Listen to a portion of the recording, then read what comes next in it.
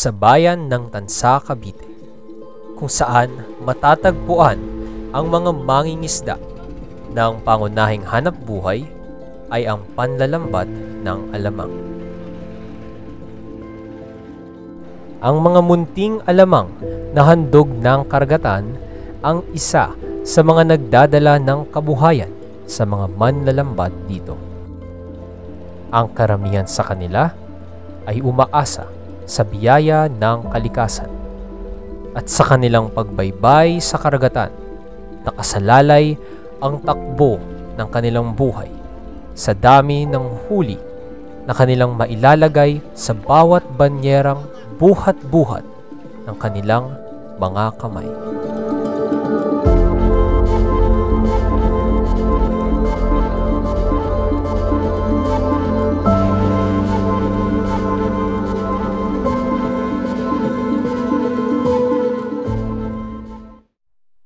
Sa barangay ng Hulugan ay aming nakilala si Mang Ruel. 45 anyos, isang kapitan ng bangka at manlalambat ng alamang. Tao po. Tao po. Magandang umaga po. Good morning po. Magandang umaga po. Nandiyan po si tatay po. Andun, may ginagawa sa loob. Pwede po ba namin makausap po? Sige po, pasok po kayo.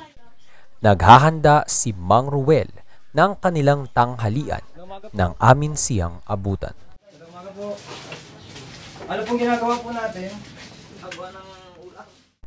Ang mga isdang biyaya ng karagatan na kanilang nagsisilbing kabuhayan ay siya ring kadalasang panlamantian ng kanilang pamilya. Ang buhay dagat ang siyang kinagisnan ni Mang Ruel. Ito na rin ang nagsilbing kabuhayan niya upang mairaos ang pang-araw-araw ng kanilang pamilya. So, matanong ko po, paano po kayo natuto po na manlaot po? Sa akin, ako, tinuruan ako ng mga magulang ko kung paano ako mangisda. Tsaka yung bata pa lang ako, nag-unti-unti na ako manggagaling ka sa maliit. Diba naikwento ko kasi yung hapon, yung umpisa ka sa mababa hanggang sa marating mo yung pinakakapitan. Unti-unti. Wala, adjust ka dito sa ganang gawain, balik ka sa ganito, ganyan, hanggang sa marating mo yung pinakakapitan. Gagaling ka sa kuro muna. Yung pag-aalamang nga po, nabanggit nyo, namana nyo po. So, bali, ito na po talaga yung pinagkunan po ng kabuhayan. Pinagkuhan namin ng pangkabuhayan, yung pag-aalamang. Naipasa sa amin ng mga nauna sa aming mga ninuno namin na ganyang panghanap buhay hanggang sa ngayon, dire-diretso pa rin. Maraming henerasyon na po. Maraming henerasyon na ang pinagdaanan yan.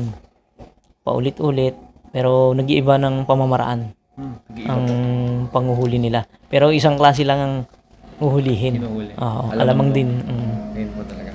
Yung kinikita nyo naman po ba, sumasapat po? Nasapat naman, pero kung sa may araw na meron, may araw na wala. Kaya lang, kung sa sikap lang sa paghahanap buhay para yung mapagtiisan yung kikitain. Mapagkasya ba? Ika nga. Minsan kasi may araw na may uwi kang huli, makakaparty ka. May araw naman na wala. Diba? Katulad sa ngayon, kung ating tayo naman shell sa laot, diba? Merong nakakahuli, merong wala. Ganun. Ganun lang ang hanap buhay ng dagat. Gumigising si Mang Ruel ng alas 5 ng madaling araw upang ihanda ang kanyang mga dadalhin sa pamamalaot para sa panibagong araw na kanyang tatahakin sa gitna ng dagat. 13 anyos nang magsimulang manalaot si Mang Ruel.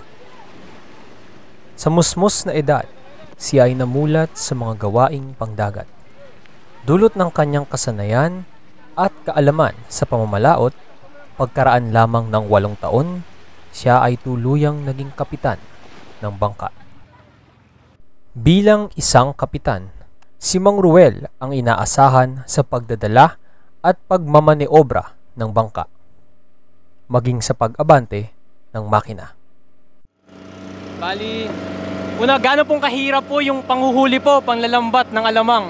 Mahirap, tsatsaga, oras at ganang panahon. Kailangan meron kang tsaga sa pamamalakayan ng alamang kasi bantay sa oras. maghapon halos. Tiga. Init, bisan ulan, yan. Ang pinaglalabanan dyan. Tsaka hindi basta nakahuli rin niya kasi may mga hindi isang lugar ang pinagkukuhanan niya, marami, paiba-iba. Bali yung sa kagaya halimbawa po kahapon, masama po yung panahon. Naranasan nyo na po ba na bigla pong nagbago yung panahon habang kayo po inalaot? Maraming beses na. Kasi nandyan yung ang ganda ng panahon. Bago bigla-bigla na nag-iiba yung panahon, nag-iiba hangin, lumalaki alon. Kaya minsan, pagka talaga hindi na kaya ng bangka, inuwi na namin. Ganun na lang. Magsani talo na sa pagod. Bali, matanong ko na lang din po. Nasa magkano po usually yung kinikita nyo po, yung naiuwi nyo pong parte? Halimbawa po sa isang linggo. Kumikita rin minsan ng mga 2,000, 3,000. Pagka maganda, pagka wala naman, talagang wala din. May balik puhunan, ganun lang. Sa pang-maintenance lang? Maintenance lang halos din. Sa paghuli ng mga alamang, iba't ibang pamamaraan at estilo ang kanilang ginagamit. Isa na rito ang paggamit ng V-net, kung saan ito'y nakapwesto sa harapan ng bangka at ibinababa upang maipon ang mga alamang. Ang mga nahuling alamang ay siya namang ilalagay sa banyera na nagsisilbing lalagyan kung saan nila inilalagak ang kanilang mga nahuli.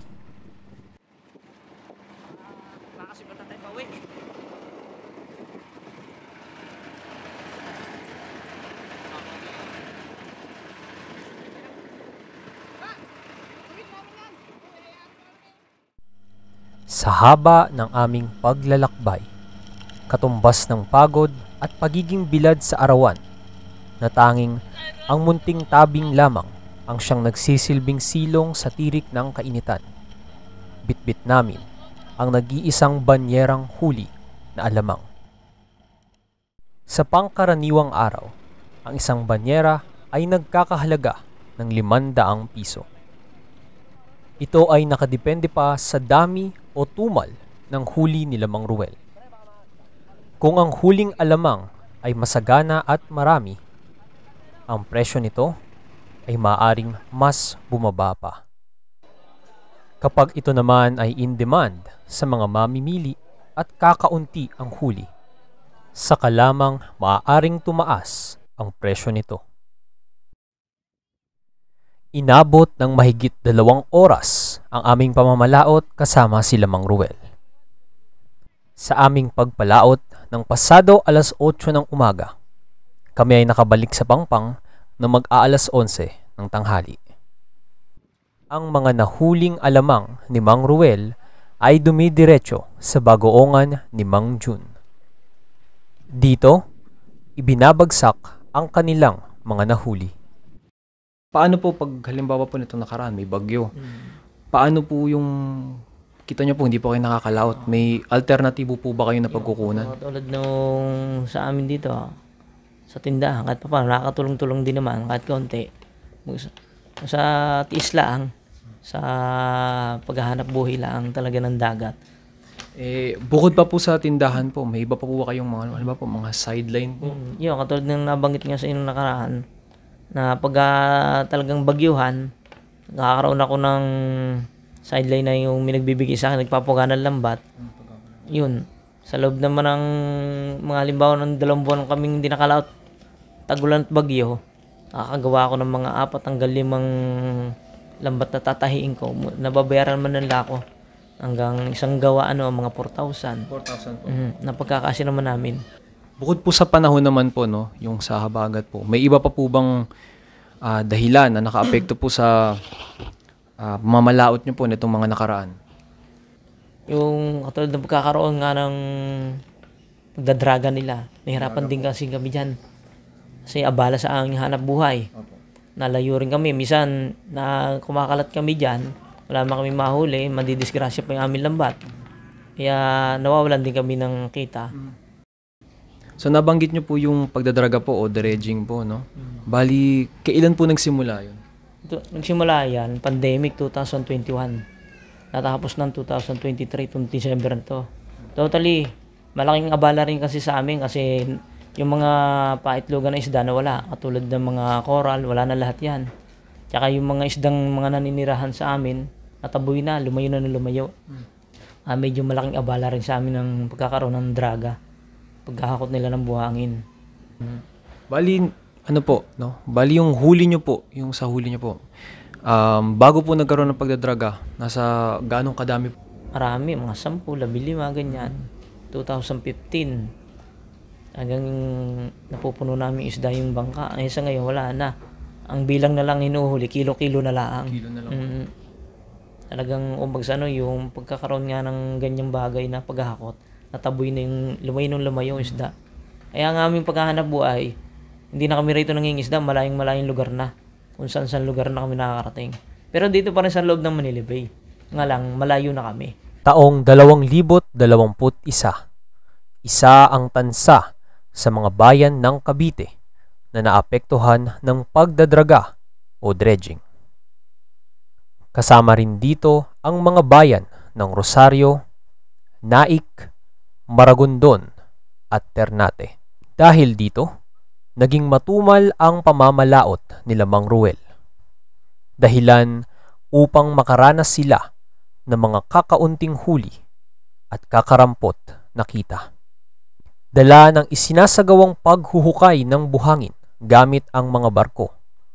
Ang mga buhangin ito ay siya namang itatambak para sa isinasagawang Bulacan International Airport o mas kilala bilang New Manila International Airport. Nung umpisa, medyo mahina ang hulihan. Hanggang sa ilang taon. Sa ngayon lang, medyo maluwag-luwag na ulit kasi wala na. Nakakahuli-huli na ulit ang palakaya. Sa una, mahirap na kasi ang barko pabalik-balik dyan, nakakakot ng buhangin. Ang mga bangka, hindi makara dyan sa dating inaarihan namin. Kaya mahirap. Kaya nung tumagal, kasi naano na namin yung oras, nakakaarihan na kami ng maayos, naano na namin. Kung anong oras kami naariya, kung ano sila babalik para mahila namin ang buwan. Mula dito sa tapat namin na to, ang naik na yan, ng Cavite, ito mga nakukain mga talang bato yan. Kasi magmula rito sa amin, doon, lahat, naabala na kami, magasan ang lahat yan, nakukain na yan. Halos 80% ng kita ang nawawala sa mga mangingisda dulot ng isinasagawang dredging. Nagsimulang bumaba ang fisheries production sa Cavite noong taong 2022, kung saan tinatayang nasa 19,000 tonelada na lamang ang nahuhuli ng mga mangingisda kumpara noong taong 2021. Ang walang tigil na paghuhukay at pagkuha ng buhangin sa ilalim ng dagat ang nagdudulot upang masira ang mga koral na sanay nagsisilbing tirahan ng mga isda at iba pang yamang dagat. Ayon naman sa mga naging karanasan ng mga mangingisda dito sa Cavite, halos wala na silang mahuling mga isda. Ito ay dahil nasira na ang mga koral na siyang nagdulot upang lumipat at lumayo ng tirahan ang mga isda at yamang dagat. Dahilan na rin kung kaya't napapalayo sila sa pangingisda at maaaring masayang lamang ang kanilang oras at krudo kapalit ang kakarampot na kita na kanilang maiuuwi sa kanilang mga pamilya. Ang nakikitang madali ang solusyon upang mabawasan ang mga negatibong epekto ng pagdadraga ay ang pagkakaroon ng katiyakan at pag-iingat pagdating sa pagsasagawa nito.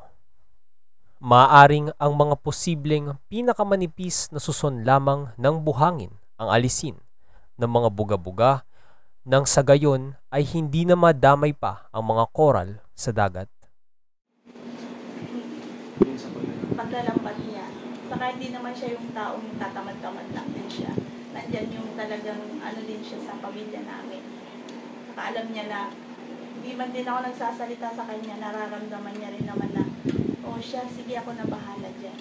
Sabi niya ganyan. Kumbaga nga, papasalamat din ako sa kanya dahil nandyan laging nakagabay sa amin. Saka sa mga anak namin, hindi niya pinababayaan.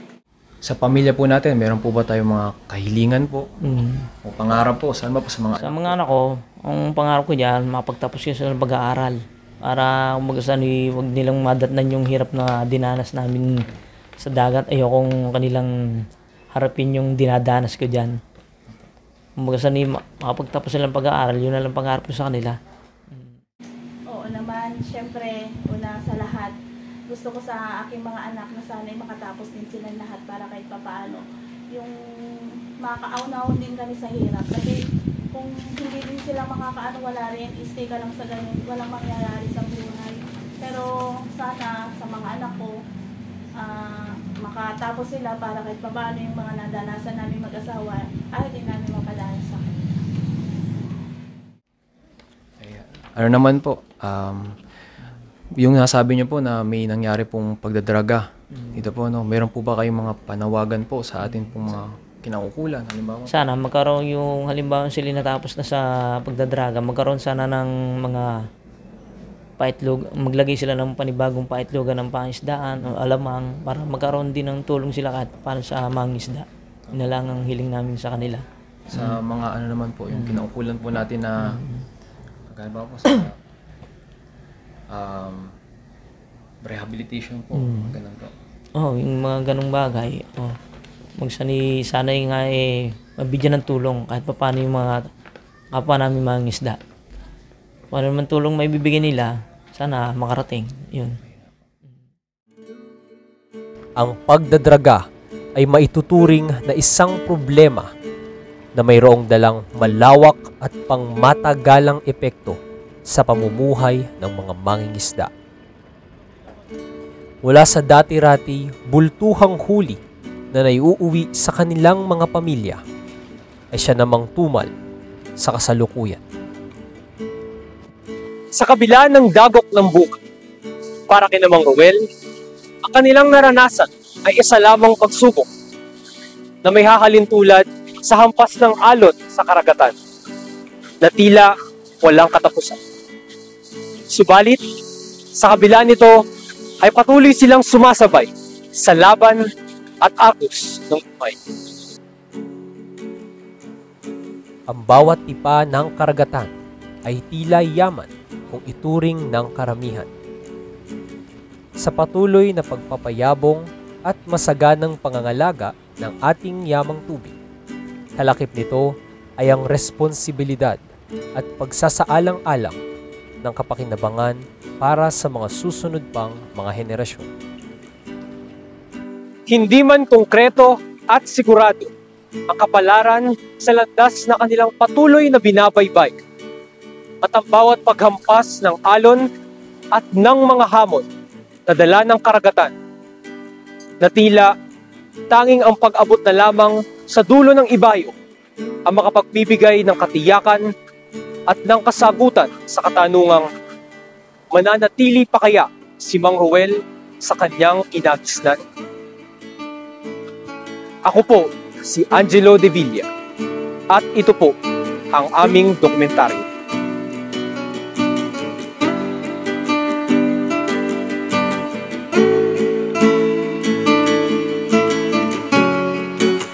Isang manlalaot na may hangarin na